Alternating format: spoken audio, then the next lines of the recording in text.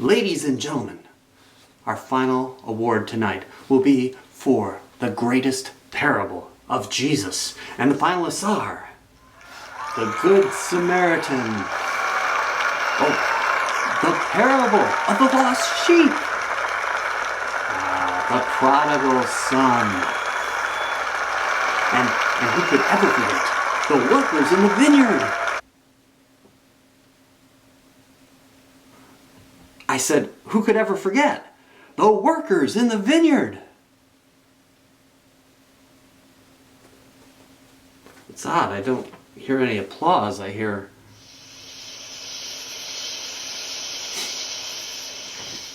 ask people what they like, which story of Jesus they could hear again and again. And yeah, you're going to hear the Good Samaritan, the prodigal son, maybe the great banquet, the Pharisee and the tax collector. That's a good one. But no one, no way, ever says the workers of the vineyard. Why? Well, imagine going to work for a guy who lets all these other folks show up who only work maybe half the time you work, or maybe a quarter of the time, or maybe just an hour or two, and then he pays them all the same. That stinks. We believe in fairness, right? You get out what you put in. No nose to the grindstone, no freebies, no handouts. But this boss, he goes out at 5 p.m., which kind of signals quitting time to a lot of people. And he says to the slackers standing around, come on, work, I'll pay you. And we're supposed to like that? As we imagine dragging our sunburnt, sweat-soaked bodies up to the foreman to see him paying those ne'er-do-wells the same as us? Hey Jesus, if you're going to make a movie out of one of your stories, I'd skip this one. It's not going to last a week in the theaters. Do you remember joining a team? Or maybe the band? Or chorus? Or the chess club? Or maybe just a new group of friends?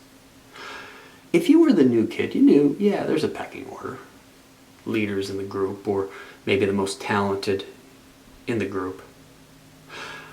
But if the leadership was right, you knew almost right away that you belonged. And what a feeling that is, belonging. I remember joining the Penn State Choir, this amazing group that sang with Andre Previn and the Pittsburgh Symphony every year. Now, Andre Previn was a rock star in the classical music world, and he was a regular celebrity besides. And I remember realizing I belonged. I was actually part of this group. It was only a few rehearsals in, and I was really learning to sing again after pretty much blowing my voice out in some high school rock bands. I had some high range, I had some low range, I had almost nothing in between. There were like 6 notes that almost nothing came out of my voice. I had to rebuild that part. But it was in the way that my directors pushed me, the way they talked to me and told me I could get better and I would get better, the way my section mates welcomed me, the way folks would ask me to hang out after practice. I was part of the group. I belonged. Except I really didn't have to do much to warrant all that. I just showed up. If you're older, do you remember getting a real job? That decent job where suddenly you felt like there was going to be enough? That feeling if someone asked, what do you do? That feeling that you had a little pride in the answer. That you were a real contributor to the community. If you're older, I hope you've experienced all that. Because having work, having purpose, that's another feeling of belonging, of being a real part of your community. But now I want you to think of a different feeling. Do you remember feeling alone? The loneliest I ever felt? Well, there have been times since. But this was a hard one. It happened when I went to Penn State. I went to Penn State in the summer of 1978 in the morning. That is the morning after my high school graduation. And I was not ready, and I did not know it. You see, a few months earlier, I had received something in the mail about pre-registration. My mom was the only person in my family who'd been to college, so I showed that to her, and she looked at it and she said, "Oh, this looks optional. Don't worry about it." And so, when I met my advisor a day or so after I had moved into school, he said, "Mike, you don't have any classes." The penalty for not pre-registering was that I was going to have to create a schedule out of whatever classes were now left available on the floor of registration. Now, to set the stage of this a little bit, the floor was in the IM building, and that's what it was called, the floor.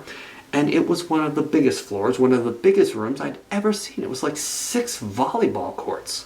And there were tables lined up all around the outside of this floor.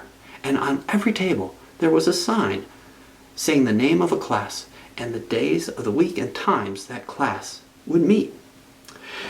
And at each table, if spaces were available in the class, there was a box of computer cards, old-fashioned computer cards, the ones with holes in them.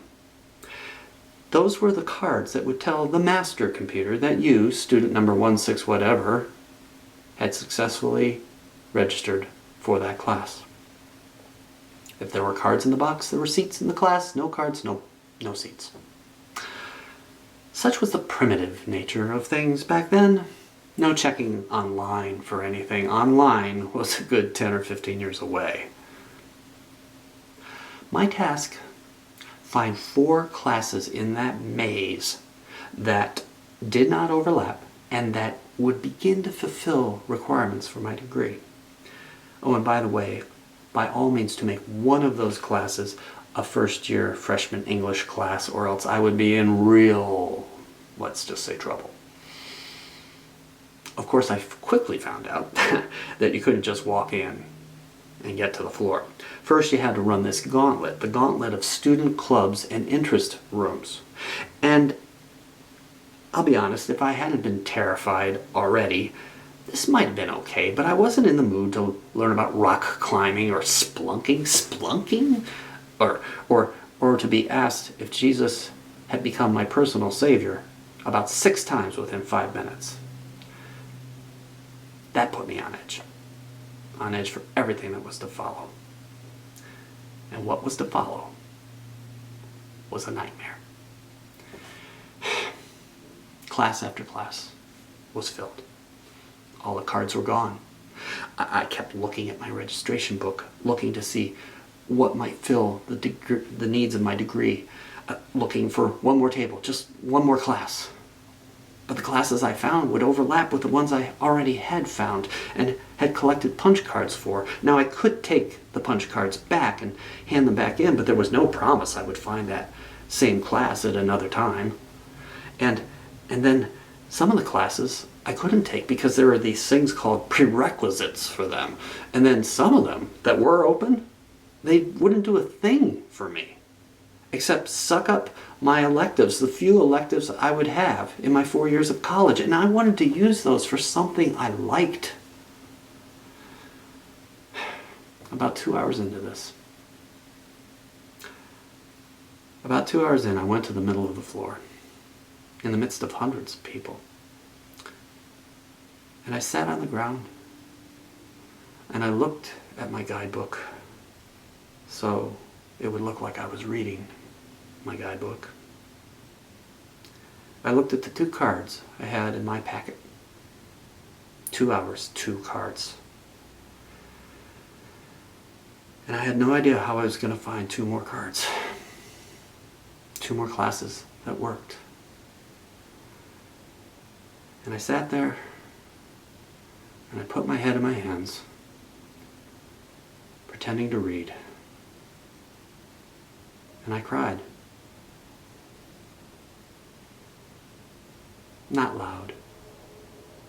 Just to myself, looking straight down at my book, hiding what was happening. Boys were not supposed to cry. Men do not cry, especially back then. I don't think I'd cried since I was a little kid.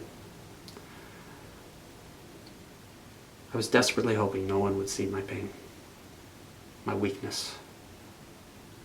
And I felt as alone as I had ever felt in life.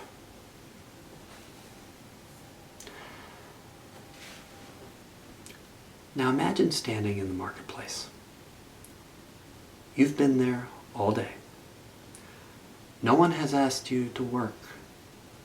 You've watched as others were chosen to work, but no one has chosen you. And probably your family isn't going to eat tomorrow. That incredibly desperate, alone, not belonging feeling, that's the feeling that came at 5 o'clock in the day of Jesus, when you had mouths to feed and no work. Why did Jesus tell this story? Well, first, I think he was telling it for his Jewish sisters and brothers. You know, there was a promise to Abraham way, way back. Abraham, your people, will be a blessing to all nations. But these new ones, you know, the likes of you and me that would come along and share in that blessing, the Gentiles, we would come late to the game. And yet all the promises of God, something the Jewish people had possessed, would suddenly have to be shared. I think Jesus knew that for many that was going to be hard to stomach. But I also think Jesus told this story because it holds an eternal truth. That there are always going to be those who have not gotten a fair shake. Those who didn't have a mom or a dad to help them get ahead, to get that first car, to get an education or a place to live. Those who lived without going to a dentist when they were a kid because there was no money for a dentist, who only went to the doctor if it was an emergency. And frankly, those of us called by the landowner to come first thing, who, yes, work very hard, but who are also fortunate that life put us in the right place and gave us certain things like family or connections or a nest egg or something like that to get started. We might forget that we had a few advantages.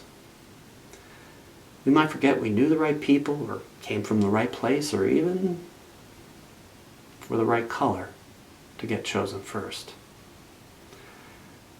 Jesus told this story to remind us that those who come late to the vineyard still need what we need. Enough to feed their babies, enough to build a future, enough to feel like they have a chance to make it, enough to feel like they belong. You know, sometimes a great story isn't the one you like. It's the one that gnaws at you, that makes you think, that makes you realize, yeah, you know, some things have to change. Last week I mentioned the importance of seeing Christ in the people before us. The people right before us in the moment that life has given us. I also mentioned the importance of being Christ by living his teachings out for those people. All of that translates into this, that we should do everything we can to give people what they need. Seek to become that person Seek to live like the landowner of the story. Seek to look past selfishness and self-centeredness. Seek generosity. The best world is the world where everyone at the end of the day can go home feeling like they belong and can feed their families.